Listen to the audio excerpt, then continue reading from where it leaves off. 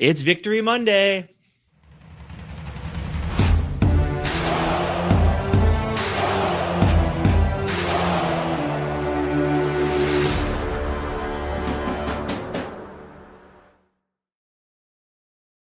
For the first time in the 2025 season, we can celebrate 2 straight back-to-back Victory Mondays in what has been a pretty overall disappointing season for the Minnesota Vikings. These last couple weeks at least inspire a little bit of hope moving forward. 34-26 on the road, primetime spot in Dallas, and the Cowboys had everything to play for. This Vikings team had nothing to play for. We came out and played some inspired football. Yes, you would have loved to see some inspired football earlier on in the season. 100% understand that. But from where this team is right now, they didn't need to come out and play at all.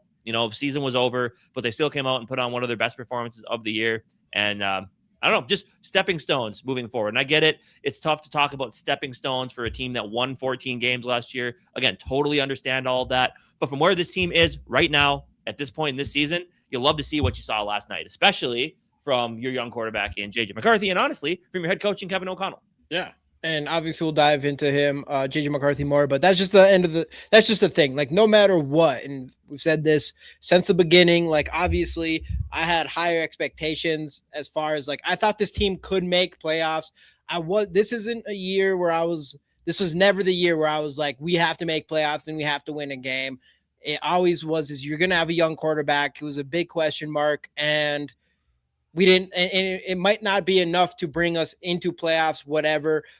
So it's always been about the improvement and the progression of JJ McCarthy. Obviously, that's been a roller coaster. That hasn't really went the way we thought it would. But at the end of the day, as long as it finishes strong, I think a lot of us will be happy. And obviously, stringing 2 games together is easily the most optimistic I think Viking fans in general have been with him. So we'll dive into his game in a little bit more here, but just this game overall, a back and forth game against a Cowboys team, Sunday Night Football, where the Vikings didn't have anything to lose, but Dallas did.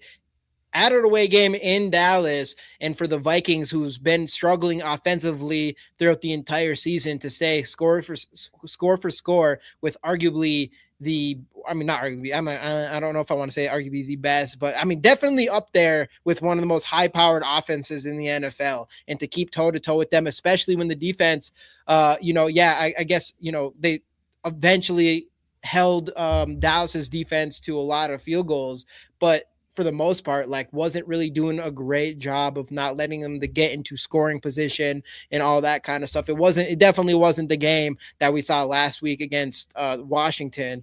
And to see this offense do that is huge. And that says a lot about JJ McCarthy's development and also Kevin O'Connell, and another guy who, outside of JJ McCarthy, got just so much flack from his fan base. People are wanting him to get fired, all these kinds of things. And he goes out and has 2 of his best called games that we've seen. And a lot of people would say probably in his career as a Vikings head coach, mostly because the balance of the run game. That's one thing too. He's a head coach who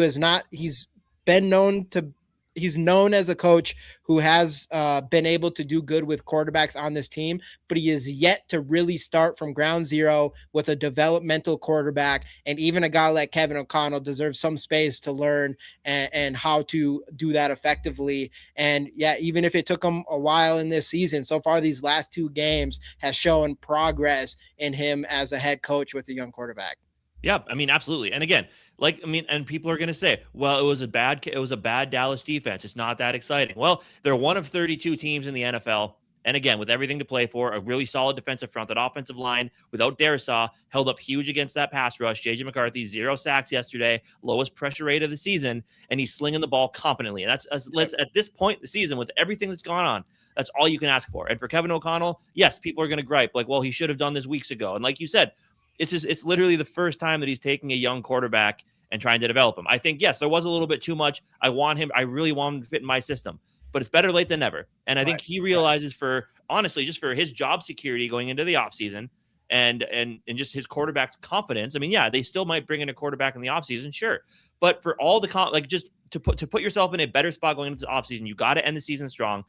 And the best way to do that is to put your quarterback in good situations and have him playing confidently. And that's the one thing, no matter everything else you can say, whether we won these games or lost these games, I think the number one thing you can say is JJ McCarthy is out there playing like he was in that Detroit game when he came back from the ankle injury. He's out there playing confident, playing free, and just playing his game for right now. And everything else, mechanic wise, you work on in the offseason. People still want to talk about that. Oh, he's not an NFL ready quarterback. The mechanics are terrible. At this point, screw it. Who cares about the mechanics? And that's the whole, and that's what they've been trying to get through to him. At this point, the mechanics out the window. Worry about that in the offseason. Let's just go try to win games and play well right now. Get your head back on straight. And we call these 2 games potential get-right games. And guess what? There's a third get-right game next week against a terrible Giants team. And then after that, what do you got? 2 home games against division rivals that are going to have everything to play for playoff seeding. So if you don't believe, there's going to be multiple opportunities for him to make you a believer. And I mean, play the teams that are on your schedule, and just, I mean, with everything that's gone on this season, knowing we were basically going to be out of the playoffs, these last 2 games are the best you can ask for in this particular spot.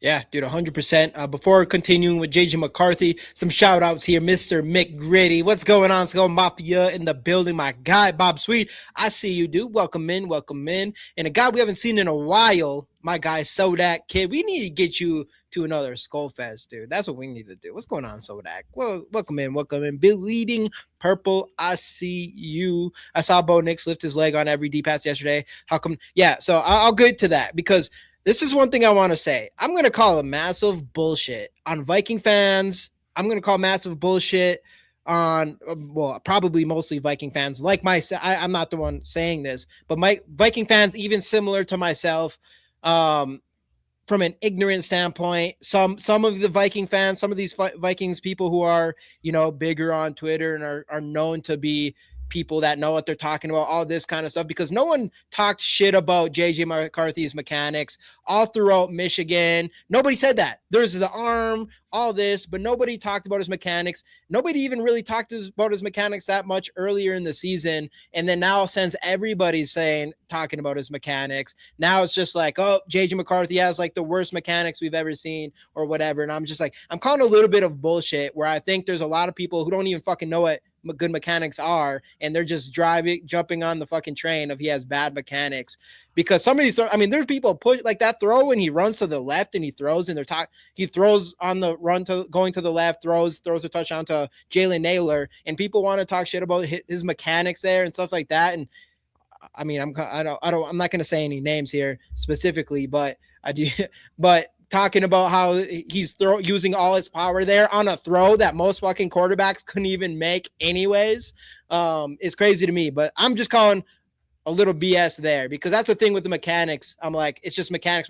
And just like what Skull Mafia said, is Bo Nix lifted. I mean, there's mechanical issues coming off a lot of these quarterbacks. I mean, come on, Caleb Williams, all year last year, it was a lot of mechanical stuff.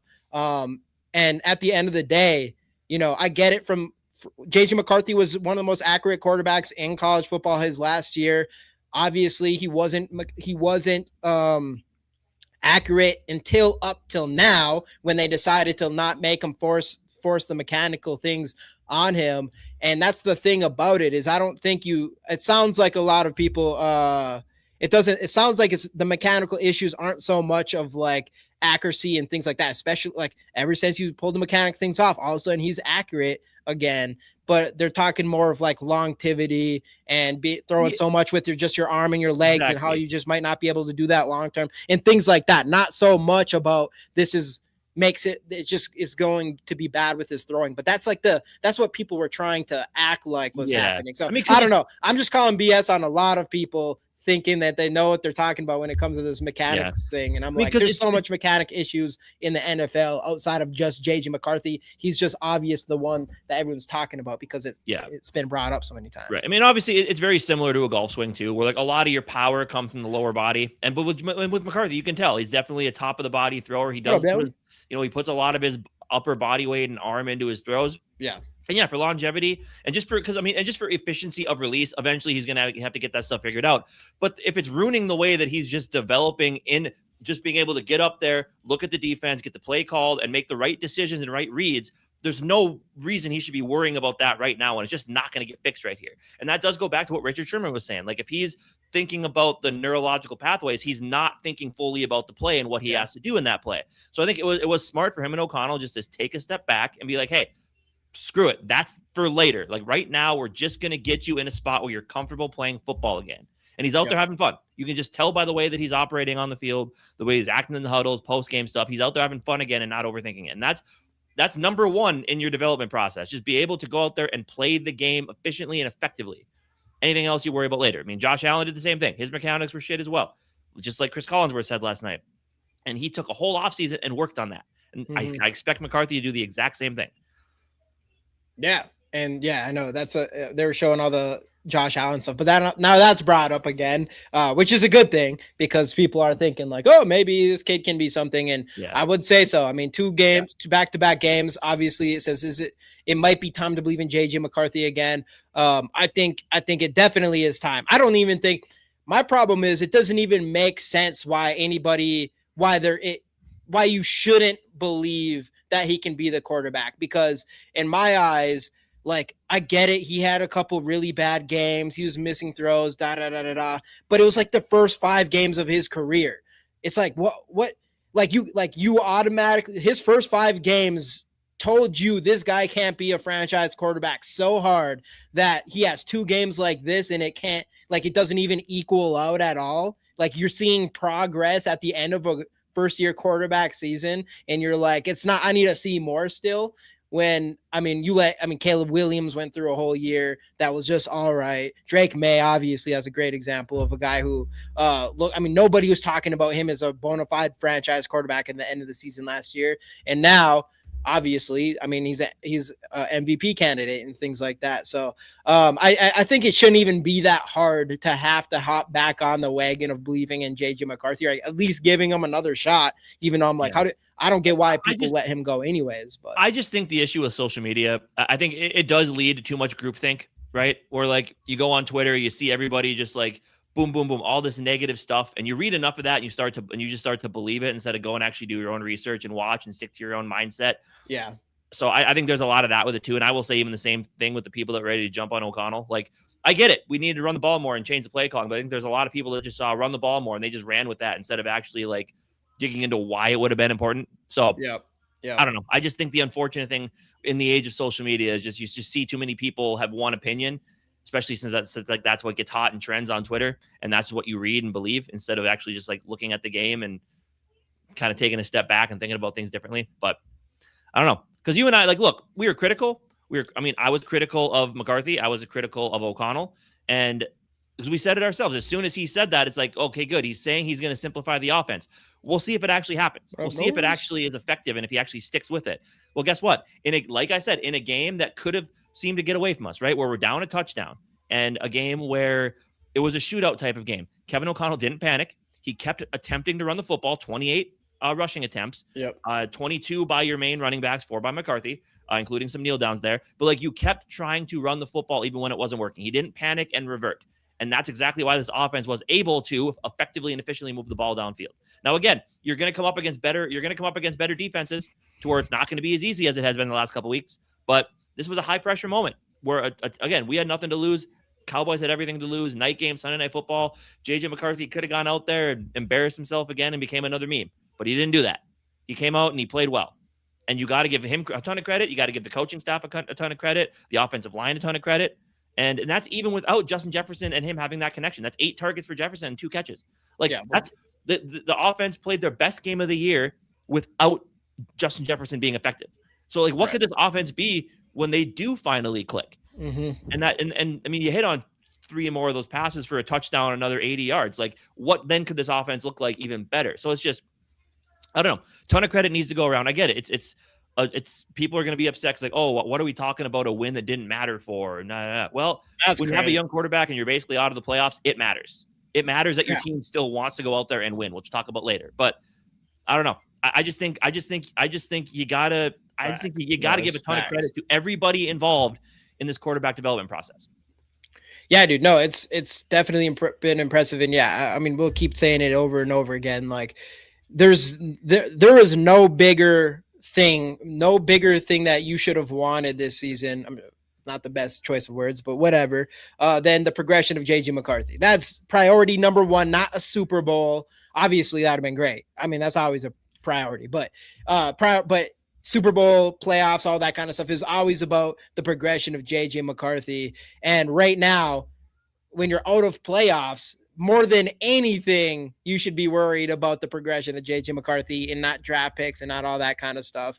But one thing about JJ McCarthy that needs to be brought up again, and this is kind of the reason why it's like I would it was easy for me to not to really jump off the wagon because the kid didn't play very much.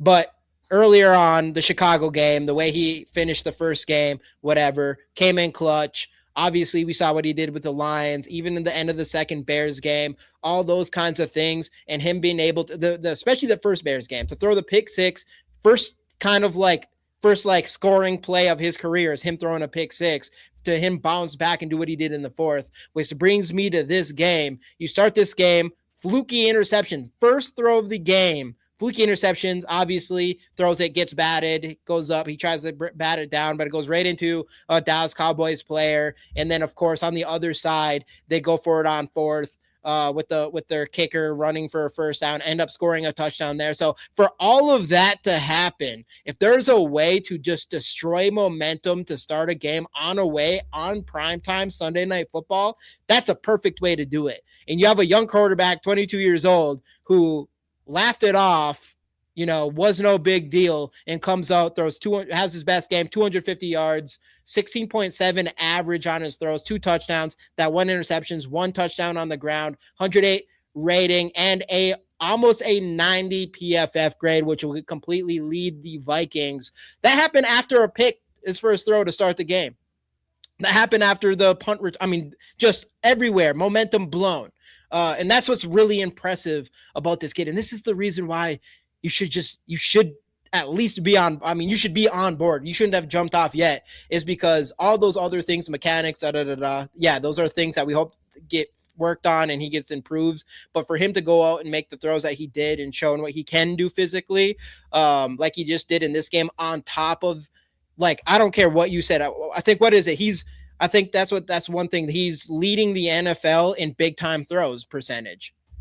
That's a stat I've been trying to, when all this shit was going on against JJ McCarthy, I was trying to find wherever those kind of stats were, because even though his accuracy and all that stuff wasn't going well, we knew he was making big throws when it mattered.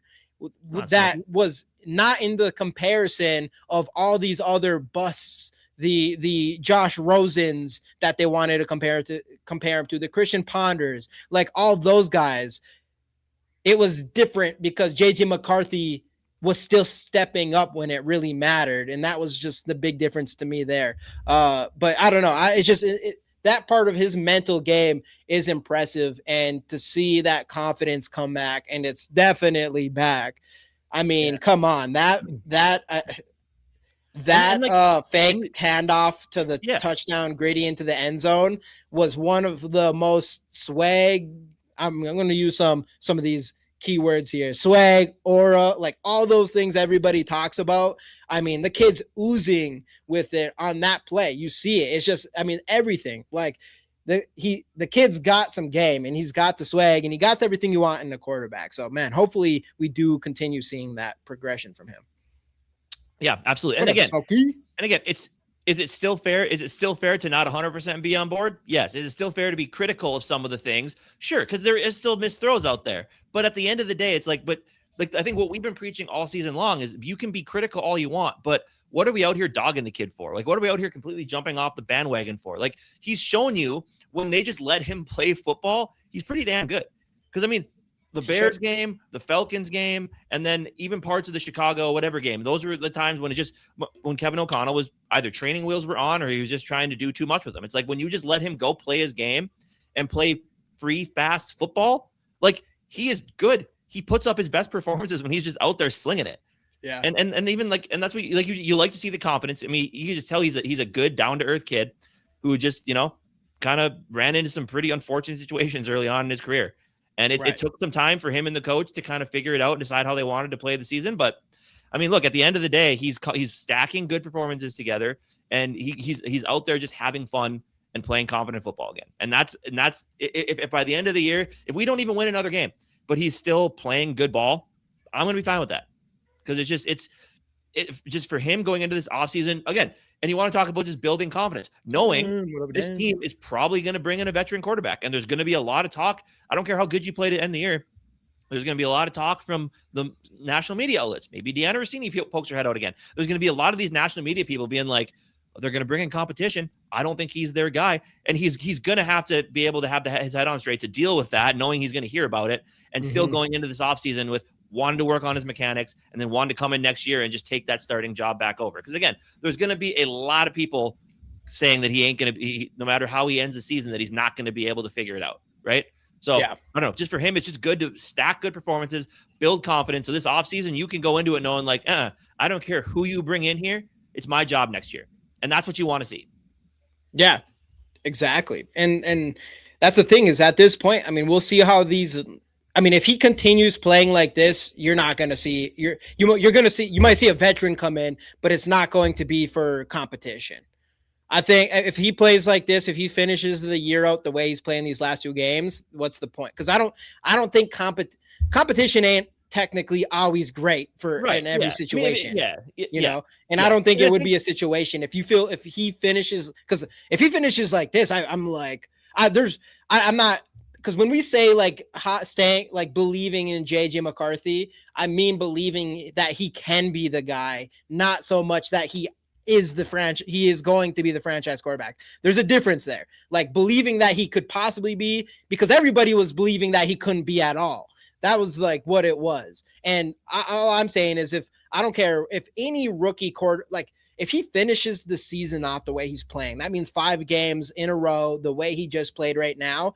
If that was most other rookies finishing a season, those teams would be calling him their franchise, that he was going to be their franchise quarterback. And I feel like that's not going to happen for JJ McCarthy for a lot of fans, even if he does it. But if it was Jaden Daniels last year, if it was Caleb Williams, Bo Nix, any of these other quarterbacks played the level he has these last 2 weeks to finish the season off, I feel like they'd be calling out for him to be like that. They think that he's going to be a franchise quarterback type of thing. So yeah, for sure. But I don't know, man. I mean, I just don't know how you can't come out of these last couple games, and you can't sit here and tell me after the last couple games you're not at least excited about where this kid's career is going. Know what you should do? And if you're still mad about missing the playoffs, we were going to miss the playoffs halfway through the season. We all kind of knew that. So if you're still upset about that, then you just want to be upset and you're barking up the wrong tree here. Like at this point, I think we had someone in our comment section last year and we were trying to be excited at the end of the year. Like, well, you guys, expectations, like no one thought that the Darnold-led Vikings were going to win the playoffs.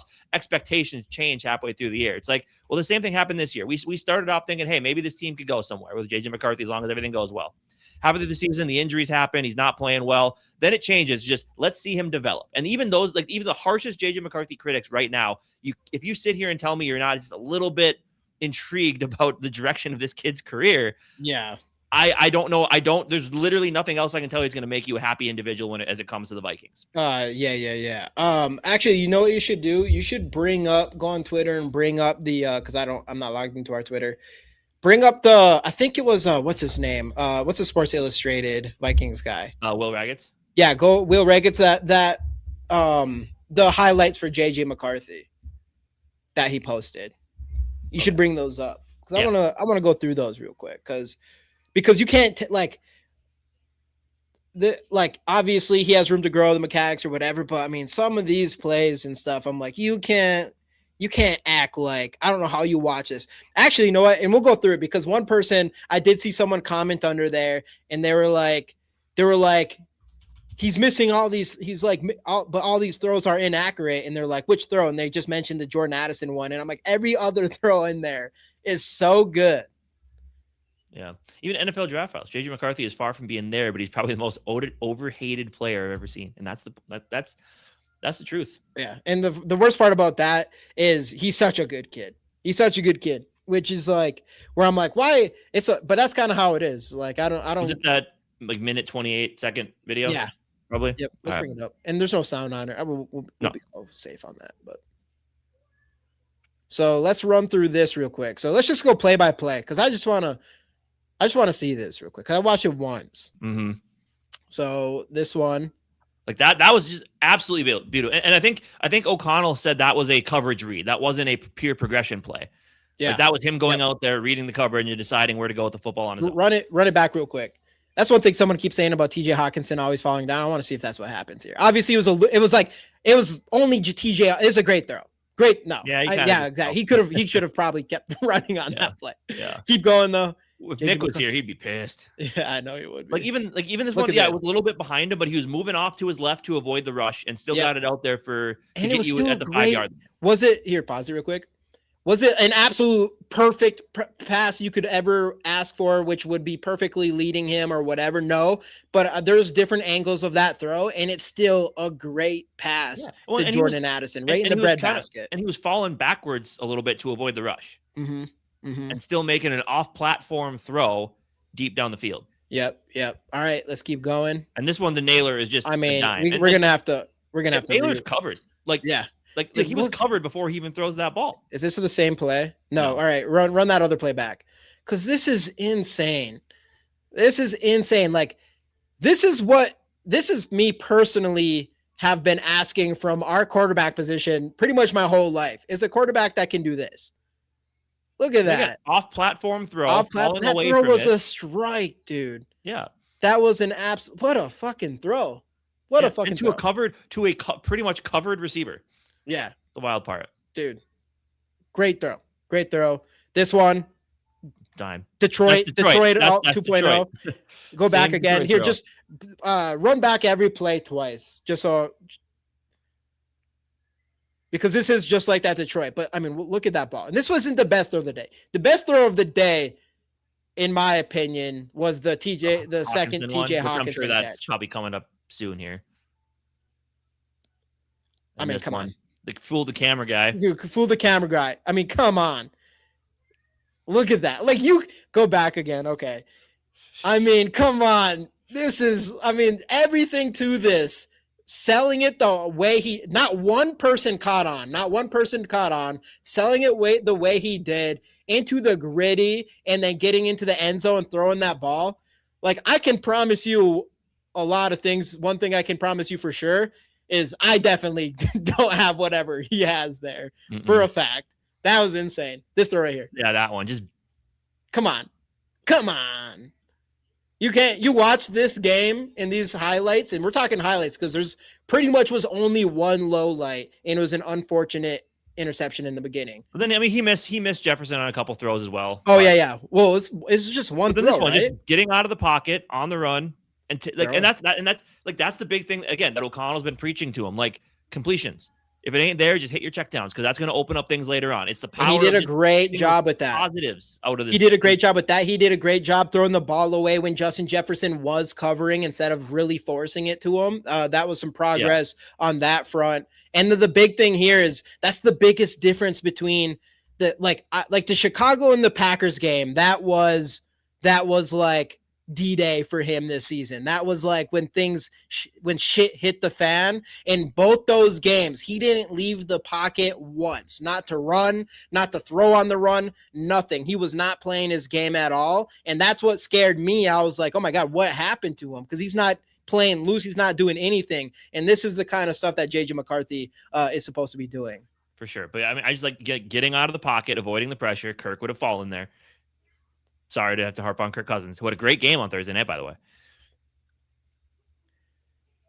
And again, just a slant. That one was a called slant. Woo! Yeah, we'll take that. Justin Jefferson. And that one, more of that. That was Justin Jefferson, like more of that earlier on. Just get him the ball any way possible. If you want to make sure you get the ball to Justin Jefferson, there's got to be a lot of those that can get open. Mm-hmm. And then, unfortunately, there was the touchdown that this one. Boom. A little. I don't know if he was throwing it to him or to Addison. I think it was. I went back to that one. So that was a little bit. Let's take a. Because. Yeah, I think that was for Addison. It could have been, which would have been a dime if it was probably. All right, but we'll take it. This was obviously. Nailer. Just make the throws you're supposed to make. Rip it wide. Make the throws you're supposed to make. So. I don't know. That's impressive. Like regardless of where he the roller coaster of his season, like that was even as a rookie, that was an impressive game for any quarterback. I feel like so that was good. And this is a big thing too. Like, I think I saw someone on Twitter. It's like, well, they didn't know the mechanics were this bad when they drafted him. I think they did, but I mean, you hurt your knee for a whole season, like you completely lose any chance you have at developing, and that's exactly it. Like he just hasn't had the time on task to develop properly, and now that we're kind of starting to see it. And again, there's more to it. There's things he's gonna have to do in the offseason that's been harped on enough, but I don't know. It's just, again, you can't look at these last 2 games. I don't care who they played. You just can't look at these last 2 games and tell me you're not just a little bit excited about what this kid could be in the future. I just don't get it. Dude, he has everything you could possibly want in a franchise quarterback. Now it's just like, can he keep it going? Yeah, I mean, and again, just big time throw rate. Like I think, he's got one of the top big time throw rates in the league. Like he's hitting some, and like, eventually that's what happens when you hit those short throws. Eventually you can open it up and hit those big plays. And he's a 22-year-old first-year quarterback with all the other stuff that we mentioned, the injury, the da-da-da-da-da. And I mean, everything, well, we'll get to this next after we got Smokey with the 1999. Hey, thanks, Smokey. Playoff chances. I feel better overall on the team in JJ. Now let's spoil teams, plus more offseason time with Jets will always be good. And that does, thank you, by the way, for the 1999. And that does bring us into the next thing. It's like, look, McCarthy and this offense could be even more explosive when McCarthy and Justin Jefferson finally hold on 1 second. George Blunt, one thing I do want to say. This is the part that gets me angry. Is JJ McCarthy, not real angry, George, just to let you know. Just angry in sports world.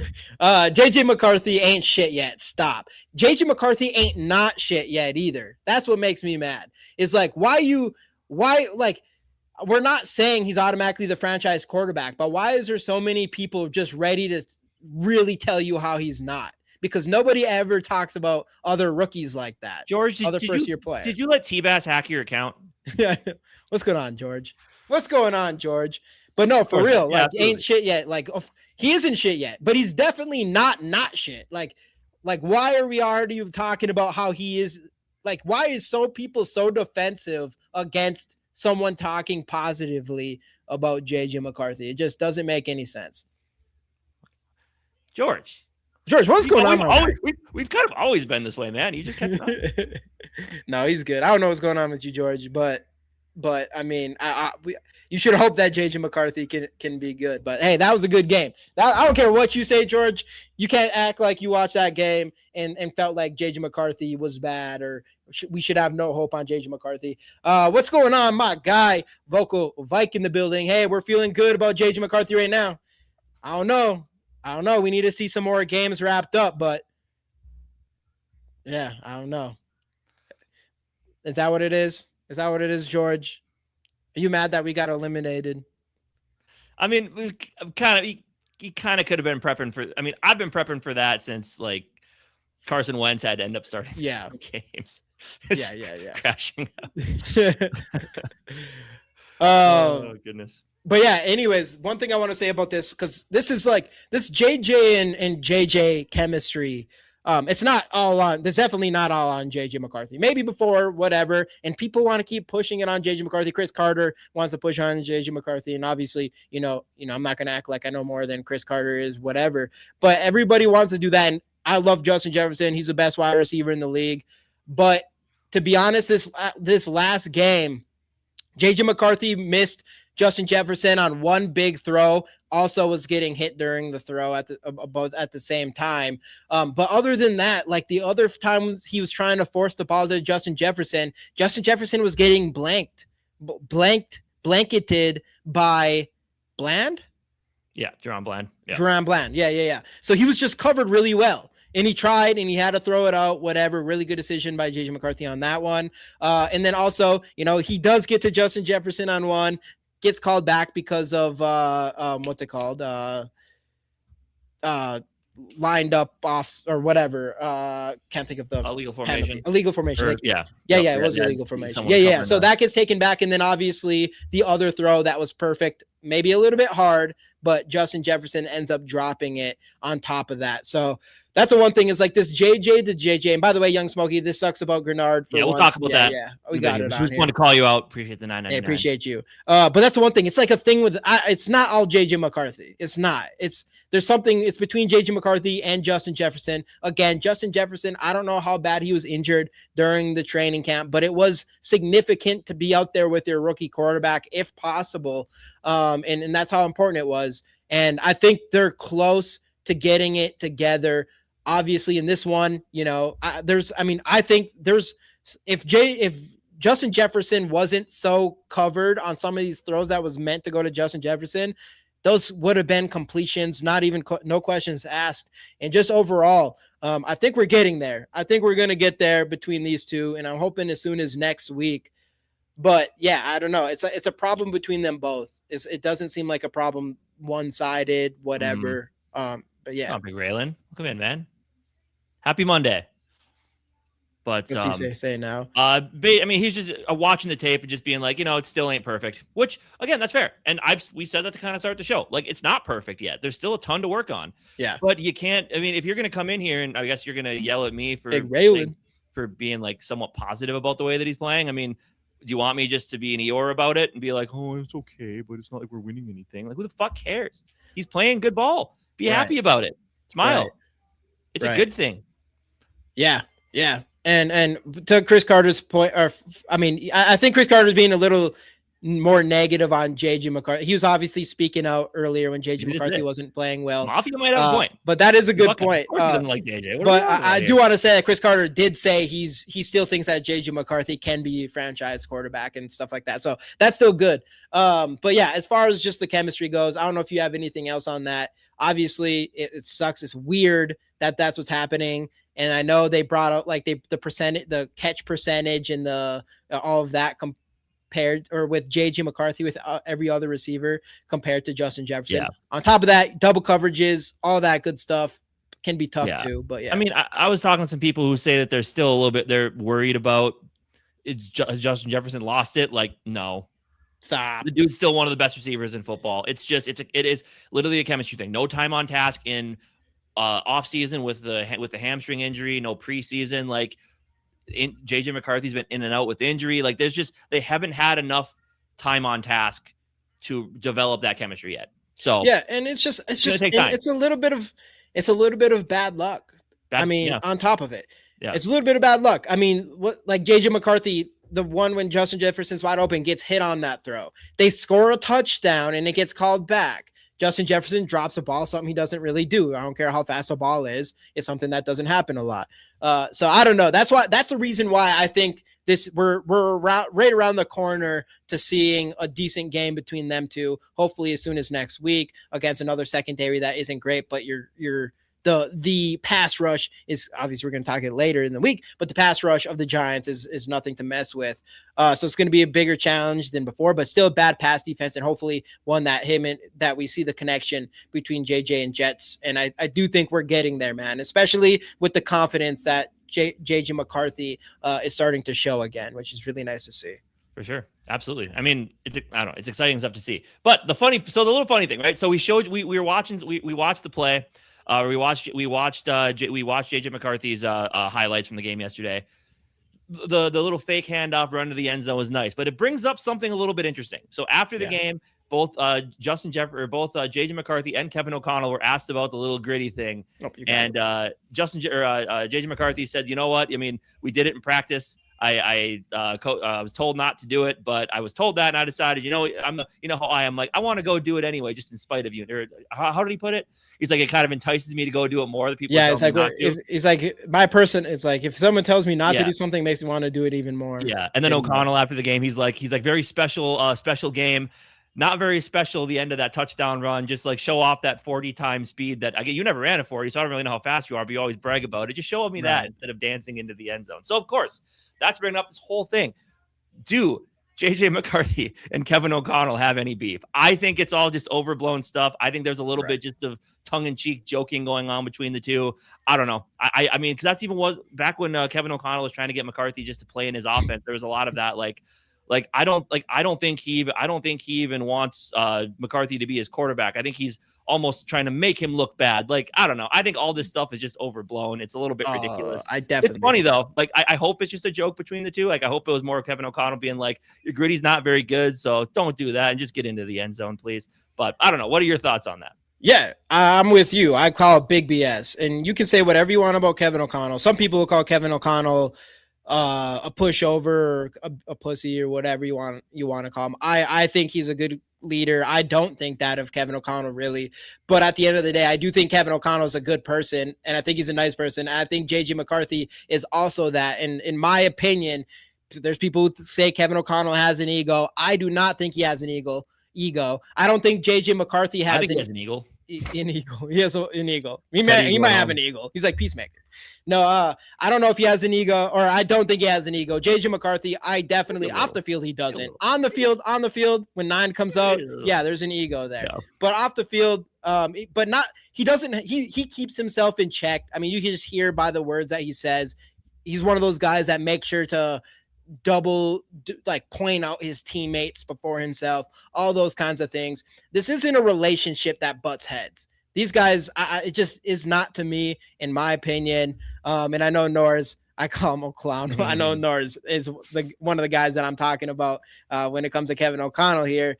But I think it's more of what you said. I think it's one of those things they're playing and they're like, you don't need to do the gritty or whatever. But I think it's like a tongue-in-cheek thing. Like, it's not like, this is the way people think it is. It's like he does a gritty in practice and Kevin O'Connell's just like, no, you do not do that, or something like that. Like, no, you are not doing the gritty in the game. Just score the touchdown. And then JJ McCarthy, like, haha, fuck you. I'm gonna go and do it now. Like, that's the relationship that you think Kevin O'Connell and JJ McCarthy have. First off, I want to say this because it's easy for. I want to say two things. It's easy for everybody to come after Kevin O'Connell here because I'm with everybody. I think even the 9 stuff I've been fine with that. And Casey knows I've been like standing up for JJ McCarthy in all that area because at the end of the day, I just want JJ McCarthy to go out there and be himself. And when JJ McCarthy is doing that stuff, like, it just oozes confidence from this kid. And I get it. If he shows that and has bad games, it's going to bite him in the ass, mostly from, media and fans and all, just worrying about what other people think about you, which I think is stupid anyways. So I get that thing as far as all that goes. But with Kevin O'Connell, it makes no sense for him to be like, I get Kevin O'Connell probably trying to be like, hey, you don't need to be all flashy and stuff. We don't need the extra noise here, But Kevin O'Connell, he would be a terrible leader and a terrible head coach to be out here showing just, even if he didn't like JJ McCarthy, which there's no fucking way, that's the truth. But if he didn't, he wouldn't be out here. If he didn't like him, he should just shut his mouth anyways and act like he likes him or something, because that'd be terrible head coach. You have a 22-year-old young quarterback on your team. You should do whatever it takes to keep him confident. And I definitely don't think there's some sort of shade coming from KOC specifically. I think it was a tongue-in-cheek thing. Even after that play, like, I know some people are like, Kevin O'Connell just needs him to let him go do his thing, whatever. I think he is. He might be trying to help him out by saving himself from himself as far as like this media stuff goes. But if JJ McCarthy goes out and does this whole 9 shit, and with how much everybody attacked him for it, and then comes out and does the gritty after what he did there, that just tells me JJ McCarthy doesn't care as much of what people are saying as people think, including myself. Right. Well, because even after the play, Chris Collinsworth, he's like, this is who this kid is. And like, he even said, like, this is why they're so patient with him, because they know if he can figure out the football side of it, like the attitude and the confidence are like, that's leadership. He's got it. He has the leadership qualities to lead a football team. Now it's just, can you put it all together on the field? And that's just the next thing that we have to see. So I don't know. Again, I think it was a joke. I didn't like the 9 stuff, probably a little bit too soon. I don't care about dancing into the end zone. Like, that was a beautiful play. You faked it better than anyone's done since Peyton Manning. And like, you literally had the entire defense fooled. So why not enjoy yourself dancing into the end zone on easy? And I like, you want your quarterback to be like that. Exactly. Have a little show a little bit. Especially like, he's playing well after that too. It was a good game all around. Let him flaunt his shit. He was having a good game. Yeah. Like, dude, you want your quarterback to have a little swag in him. You do. It's nice. Does he actually catch it though? See if he didn't catch another 4-yard pass tonight. If he actually catches it. I forgot the game's probably on. Yeah. No, it's about to start here soon. Keeping on going here though. So JJ, I don't think there's anything going on there. I'm not worried about anything going on. I think the real thing, I think the JJ, even with whatever Justin Jefferson is saying, he obviously, I mean, you couldn't ask for a better wide receiver as far as like not being a diva, but I'm sure that he's frustrated. But to be honest, I think they should be frustrated together. I don't think it's all JJ McCarthy. I think some of it is kind of on Justin Jefferson there too, a little bit. And we've seen some games from him too. So whatever. I don't know. I don't even want to pick on Justin Jefferson like that. I just think it's a mutual thing. So it's hard for him to be super frustrated either in my eyes. Anyways, so that's good. Going to the bad news. Yeah. Obviously, you have a lost season anyways. Could be in a worse timing, I guess. But it's never good to see him have to go get surgery. And obviously, I don't know. Usually those surgeries, he should be fine by next year or whatever. But yeah, Jonathan Grenard, who made some big plays in that game. I think he led the Vikings defense with PFF of like 90 himself. Mm-hmm. Season's over. It was shoulder, right? Yeah, shoulder injury. Unfortunate injury. I mean, leader of this team, captain, like always brings a positive attitude even during a down season. I mean, flashing this year. I mean, didn't have as many sacks, but had a ton of pressure. He had a lot of almost sacks this year. I think people said like the most almost sacks in the league. But look, yeah, I mean, he's a leader. His team is going to suck. But like you said, I mean, you might as well go get the shoulder fixed up if it's not like he was going to need surgery anyway. Aggravated it yesterday. It's season's lost, so you might as well just let him go, get that done with. He'll be back next year. I know the contract. I know there's some people out there on Twitter who think maybe he's a trade candidate because of the contract coming up. He's probably going to want an extension, and rightfully so. I think he deserves one. Can we afford it? Remains to be seen. But I hope he's back because the dude's a stud. I mean, again, the numbers don't look as good as they did last year, but ton of pressures, and great leader on the team. He's 28 years old or something like that, I think. So he's still in the prime of his career. Right. Hope they can figure something out. But look, this defense is going to miss him. But again, it's just more time when knowingly so for Dallas Turner that he's going to have to, because again, he's had a couple quiet games. I know Alec Lewis is saying some stuff that if you go back and watch, he hasn't been that impressive really. So hopefully he can show us some stuff these last few games in some high leverage spots, and playing on a defense that has been pretty damn dominant. What did they say? We haven't allowed a passing touchdown in 5 weeks, I think it was, which is wild. I mean, look, I was very, I've had my gripes with Flores, but he's been coaching the shit out of this defense as of late. I mean, yeah, we allowed a lot of yards yesterday, but bend but don't break. Only held them to a lot of field goals yesterday. So this defense has been playing with their hair on fire, and it's going to have to continue if they want to win some of these games. And missing Grenard's going to be a huge blow to that effectiveness. But yeah, we'll see. Yep, and like you said, I mean, opportunity to see more Dallas Turner, and hopefully he continues. And like you said with the Alec Lewis thing, I'm like, I don't know, like he might not be on that point where he's just playing like great every snap type of thing, but I'm like, we're still seeing, 5.5 sacks, we're still seeing progression from a young past first round pick. So that's good. So hopefully we continue to see that. And obviously, like you said, Grenard always stinks, but Flores has kind of been in his bag for the most part. High-powered offense, did allow a couple touchdowns, but at the end of the day, you just had Dak Prescott flustered. I think they said it was the most. See you, Norse. I think they said that was the most Dak Prescott has ever been pressured in his entire career. I don't know if you saw that. What it was? I did not see that. But. Yeah. It was the most. Yeah, it was the most pressures he's ever had.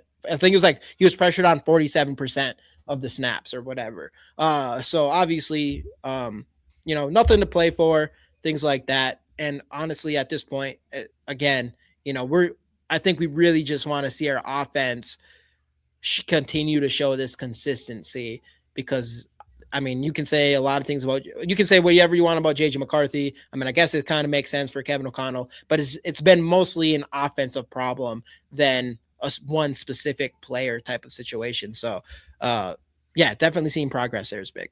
Yeah, absolutely. But yeah, so we'll see if this defense can keep it up. And again, next week against the Giants, obviously not much to worry about there, but the last 2 weeks, Packers, whose offense can be consistent, especially in the run game, and then the Lions, who can score with the best of anybody. This defense is going to have their hands full, and we just need the offense to continue to keep playing.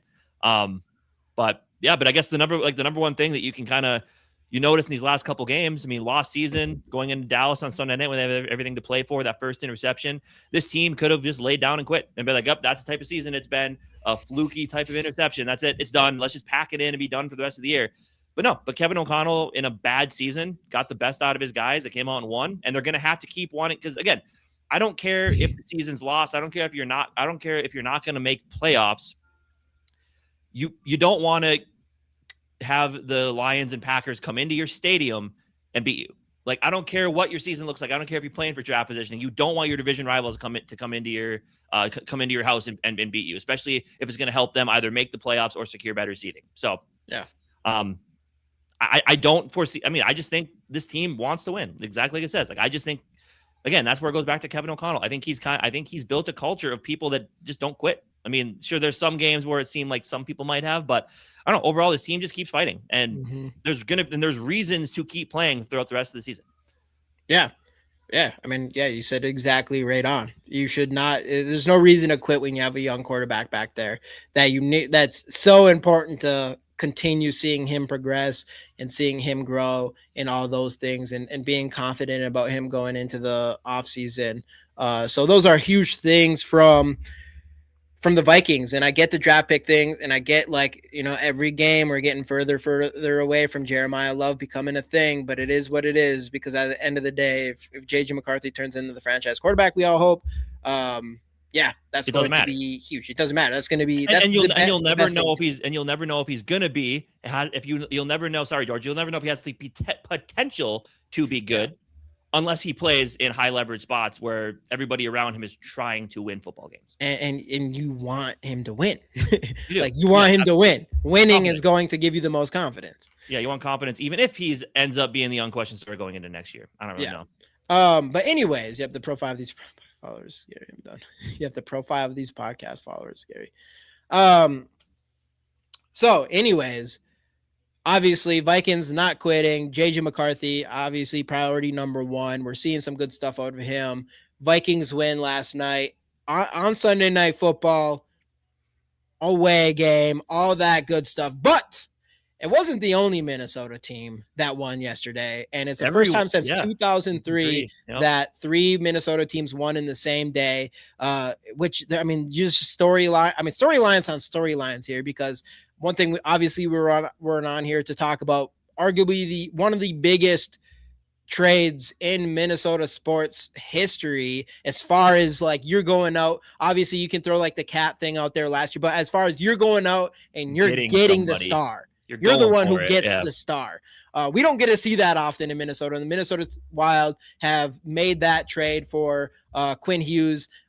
And obviously, most people are really happy. A lot of people talking about whether or not he's going to extend here. Cool thing is, after last game, he said he definitely kind of shot down a lot of the things about that. That's not possible that he's going to stay here. Who knows? Obviously, he's not going to be like, nah, I'm fucking out of here. But it still was good to hear him say, like, oh, dude, this team's sick. I could see myself staying here, all that good stuff. But he comes out, has a goal. Defenseman has a goal, first game.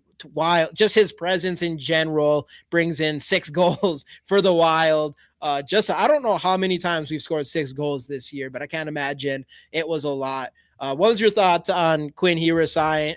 I mean, I know you have a lot of thoughts, because that signing alone has, Casey's been paying attention to hockey a little bit, for sure, for the first time probably in his life. Yeah, but I think this trade is just like, oh shit, okay. This is like the type of trade where you're like, all right, you got to pay attention. Yeah. We're already, our November was great. I mean, after the slow October, this team's turned it around. They're one of the best teams in their conference. And they went out and they got something that they thought they needed. And they still need more help. You gave up a lot to get it, but at the end of the day, like, if this is a move that you think puts you on the next tier and maybe one other player away, you go right ahead and you make that trade. And I mean, it's expensive rental. Sure. I mean, that's the thing. If he doesn't resign here, then it's like, okay, yeah, that was pretty expensive, but unless you won, but the hope is he's going to come here, state of hockey, good team around him. I mean, he's already getting ovations on the ice in his first game. Like, I think he's going to come here and fall in love. I really do. Especially if you're winning. A great core of young players, fan base that's hungry for win. And he said it himself. Like, he's like, I'll always remember that that Bill Guerin was the one that came and got me. Like, he gave up more than any other team would because he wanted me to be here. Yeah. So, and that's the thing with New Jersey. He will not. He will be in a wild. He will be in. No, and that's my argument. I don't care. We watch his brothers. We watch enough sports to know that if a player especially if a player's never won a championship before, they're going to stick on the team that they think is the better team. And the Wild are the better than the New Jersey is right now. The New Jersey doesn't. They don't have a Kirill over there. I don't think they have a Boldy over there. Yeah, I know Jack Hughes, his brother, is pretty good, but I think he has 20 points on this season to Kirill's almost 40 points. Yeah. So, yeah, I don't know. And when we win the cup, why would you not want to re-sign with the team that you want to? I mean, if we win the cup, whatever. I'm fucking good. We're good. Win a championship, To the other team, Anthony Edwards missed back-to-back games. Unfortunate. It doesn't sound like it's going to be a big problem long term, but the Timberwolves have won both those games without him on the court. Stepping up, Jaden McDaniels continues to step up when Anthony Edwards is off. Julius Randle, all that good stuff. Interesting thing. This is random. This doesn't make any sense. But that's the thing, Big Rail. And I'm like, yeah, I get it. His brothers are over there, but that's not if you were a hockey player your whole life, would you rather have the better shot to win a Stanley Cup or go play with your brothers? I get it once you won a Stanley Cup at least once, but I've never seen a player in any sports ever sacrifice winning to go for a secondary thing when they've never won. So that's going to be the big thing there. But the Wolves, I'm going to bring up some rumors, all that good stuff. One thing, Rudy Gobert leaves the game, personal reasons. I don't know what those personal reasons are. Has probably nothing to do with anything serious, but a lot of speculation was trading here. The Wolves are active in looking for a point guard or a player. Rumors saying that that they are interested in Giannis. Of course, it sounds like Giannis wants to go play somewhere sunny with low income taxes. It's not Minnesota. That's fucking annoying. Same with KD. Yeah, that's what someone said. It's sunny right now. Obviously, he was in Milwaukee forever, but I mean, hopefully he just wants to win because Giannis would be obviously super crazy. I don't know what it would take for him.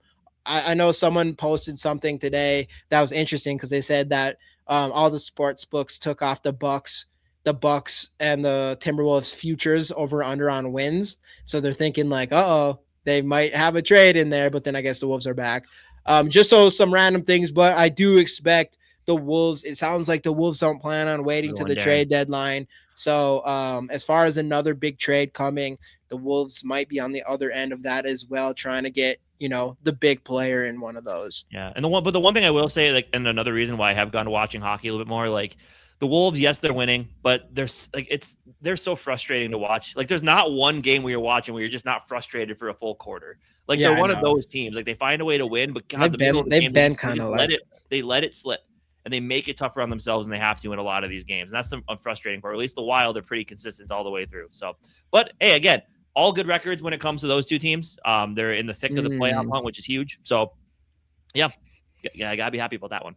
Yeah, the Wild. That's what I was assuming. Happen. The Wolves rumored to want to go make another thing happen to try to push themselves over the hump. So, yep. Yeah.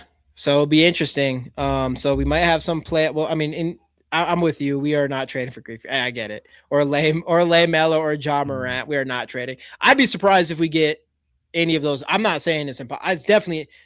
It's definitely not impossible as far as Melo and Morant. Lamelo would be interesting because it's and Lamelo. Yeah, which I'd be totally cool with that if you promised me Melo wouldn't get hurt. Repick, right? If he doing, I mean, Lamelo would be a perfect compliment as far as a guy who can shoot and score and averages 10 assists a night.